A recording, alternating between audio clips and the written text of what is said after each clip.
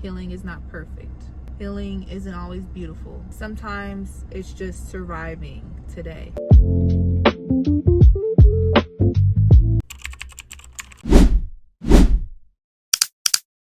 Yes, we're back. As you baddies can see by the title, you guys know what we're going to be talking about today. Social media makes healing look good.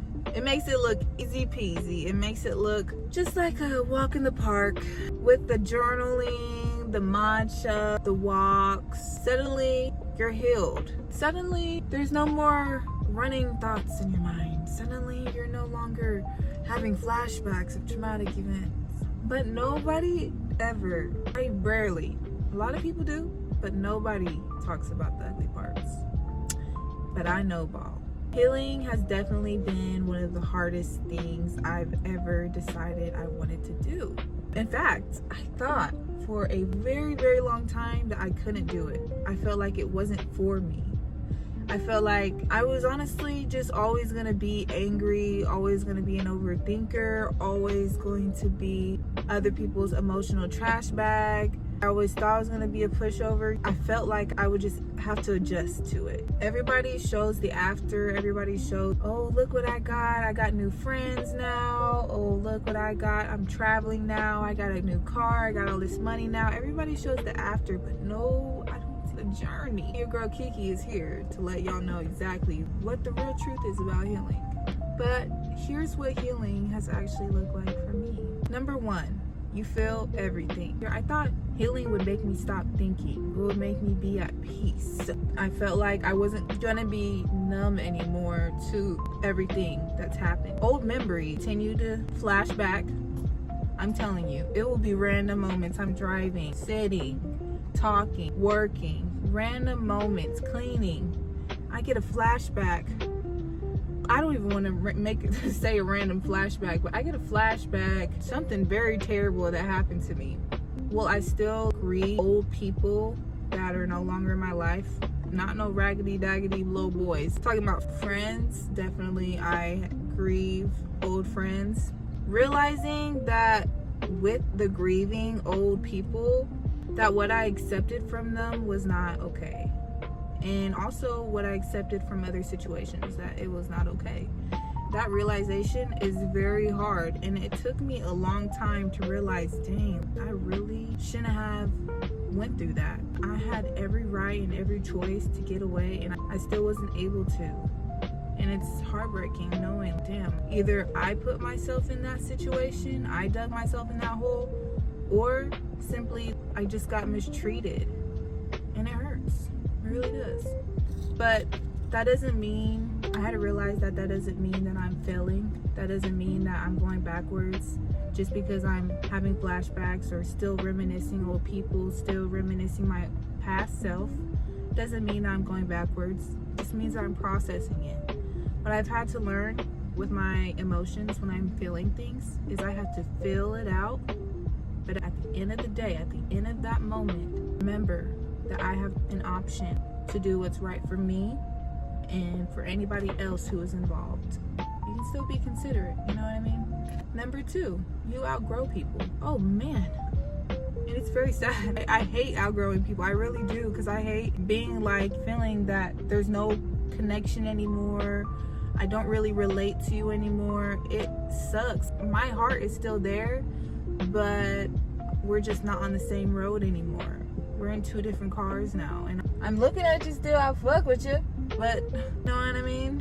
But as I started respecting myself more, setting more goals for myself, setting more boundaries, some relationships just did not fit anymore. And it wasn't just friends, y'all. I cut off my whole dad's side of the family. Wait, does that make sense? I cut off my family on my dad's side. I cut all of them off. Why? Because I outgrew them. It gets to a point, like I said, yes, I can process those emotions and say, damn, I'm fucking sad. I miss my people on that side. But I'm not going to put myself around people who don't respect me, who I am no longer in line with, who I know I don't even connect with for real. You know what I mean? Who, in the back of my mind, damn, every time I'm done hanging out with y'all, I feel terrible terrible about myself. I rethink my own path and my passions, make me change what I want to do. You know what I mean? And that, you don't want to be around people like that. So if you're thinking about cutting off even family and you're over the age of 18, I'm gonna say you're over the age of 18 because that's whenever you're able to choose. You're able to make bigger decisions like that. Whenever you're younger, I completely understand not fucking with your cousin, for real. I completely understand that. But whenever you're older, whenever you're 18 and up, I feel like it's more easier for you to cut them off anyways, because you're either not in your family's house, or if you are in your family's house, you can just be like, oh no, I'm not hanging out with y'all and stay in your room. You know what I mean? So I feel like, and that's whenever I definitely was like, this is people about to be starting to get cut off trees, because I'm old enough now. I'm not 15 anymore dealing with abusive and narcissistic people anymore. So now you're gonna get cut off. Yay! You know what I mean? And my circle definitely got small as fuck. It's not small like a Cheerio, but it's more like a steering wheel. You know what I mean? It ain't that big. It ain't too many people. But all in all, I would rather be alone or surrounded by the right people than betraying myself, betraying my younger self, betraying my boundaries, my respect for myself. Number 3, healing isn't linear. And I know you guys have heard this before. Healing is up and down, literally. Not every day is going to be perfect, I promise you. And that is absolutely okay. In fact, whenever you realize you're having a bad day, embrace it. Be like, oh my gosh, finally I'm having a bad day. Dang, I was wondering when this day was going to come. That's how I be. Because I'm like, whenever it's going good, I'm just like, I'm glad it's good. God is great. But whenever the bad day comes, I'm just gonna really be tender with myself. Show myself self-care. Show myself patience. Allow myself to just be still, be quiet, be more slow-paced that day, maybe. It's not gonna be perfect every day, especially when you're healing. And I've learned that a lot of people on this earth have been through so much, more than what I've been through, so I can only imagine. So give yourself grace. I have been through a lot, but I bet you there's way more people who have been through way more than what I've been through. So give yourself grace. It's okay for you to cry one day, cry and not cry the next day. It's okay to cry for a week straight. It's okay to be angry. It's okay. But as long as you don't let your emotions be your steering wheel of your life, meaning as long as you do not let your emotions control your actions, you're just fine. And that is a real skill that even I am still working on. As of lately, whenever I'm angry, I go in my car. Whenever I'm angry, I drink some water. Whenever I'm angry, I just shut up and I let my mind talk. I let all my thoughts just literally spiral, because that's what happens when I'm mad. So whenever I'm mad, I do that. And instead of allowing myself to hurt other people with my word or do something I'm just gonna regret. Number 4, you stop chasing what other people want you to do with your life. You stop chasing people. Somebody doesn't want to hang out with you, honey, baddie, I promise, most likely 10 times out of 10, you're gonna enjoy it way more going by yourself. I promise you. I learned that. Not everybody's like that. Some people, well, I have paranoia too. So whenever I'm by myself, sometimes I'm looking around and shit. But at the end of the day, I really do enjoy my own company, because I know I'm not going to piss my own self off. I'm not going to say nothing dumb to my own self. I'm not going to do nothing dumb. I'm going to be on time for my own self. So honestly, stop chasing other people to hang out with you. Stop chasing for people to see your worth, because it's just not worth it. And honestly, I don't care anymore, because I'm the one who gets myself up every single day. Every single time I want to give up. It's me and God. So I'm not going to chase nobody else. It's only me versus me every day. Nobody, I don't see anybody else. I'm not in competition with anybody else but the person in the mirror, but the reflection in this camera. And over time, it honestly gets really exhausting trying to get people to understand where you're coming from, trying to understand your story, trying to understand why you're healing. It's exhausting. So just stop explaining. Just do your thing, bro.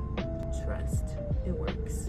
And also, lastly on that point, the right people won't need any convincing. The right people will understand right away. Or you will see that they're on their way to understanding your story. They're on the way to understanding why you need to heal. The right people will see you. And if nobody sees you right now in your life, I see you, baddie. I see you. Point number 5, which is last point. Healing is boring as fuck. It's really boring. It's very boring, especially whenever you're healing from an old version of yourself. You used to go out all the time, you used to hang out all the time, you used to do this and that all the time, and then you suddenly stop because it's no longer good for you, no longer serving you purpose. Oh man, is it hard to start finding other hobbies? Oh man, is it hard to start finding yourself again? It is boring and it is not easy. It's not. Like I was saying, choosing peace, deciding to stay home, going to therapy, setting boundaries, deleting the paragraph instead of sending it. Ooh, that's a good one. Over speaking yourself. You're like, damn shit, I really can't try to get this person to explain. Now I gotta sit here and wait. That's boring as hell. Taking care of yourself when no one notices. Oh man, that is a big one. That is a big one for me because I will have my self-care Sundays, for instance. It's weird, but it's weird. I'm doing a whole lot of shit for myself. I'm cleaning my space up. I'm refreshing everything in my body. I'm setting my goals and doing all this stuff. I'm doing this all for me, all on my own. And nobody's there right beside me. Oh my gosh, Kiki, I can't believe you're doing this right now for yourself. That is so good, giving me a pat on my back. Nobody's doing that every single time I show up for myself or showing myself self-care. So it's honestly it's really boring not to get any type of claps or recognition for stepping up finally for yourself. It's really fucking boring. But you know what? It's better to be boring and actually do it and to be entertaining something or somebody else and end up losing yourself or getting even further from yourself in the long run. So have those self-care Sundays or have those self-care days. Take yourself out to eat. Get ready for no reason. Get ready every day if you want to. Look good, even if nobody notices, even if nobody calls you pretty. Call yourself pretty. I look good today. I love my hair. It looks so big and poofy. It's boring when nobody notices. It's boring when nobody cares. But here is my advice, and here's your sign to continue choosing yourself over and over and over and over again. Every single day of your life. From now on, choose yourself, God, and the people that you love. What healing taught me is that my definition of my strength has definitely changed. I did not think I was this strong. I did not think I would be making this many YouTube videos last year. I didn't think I would be this deep into actually wanting to be a content creator last year. I didn't believe in myself at all. I had no type of confidence. But now, on July 2nd, 2026, I can finally say I am Godfident. I am very strong, like incredibly, like way strong, like to the point where I need to soften up a little bit. You know what I mean? With my strength and my Godfidence, it's not pretending that I'm okay. It's not pretending that, oh, I know that everything's gonna happen. It's not pretending. It's the actual knowing, the actual faith. It's letting yourself feel. It's letting yourself say, yes, this freaking hurts me so bad. I literally felt my heart break. It's saying, yes, that shit hurt.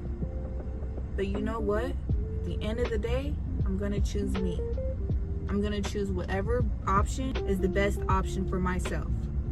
And I want to remind you, baddie, that you always have options. Older or younger, you always have options. Always.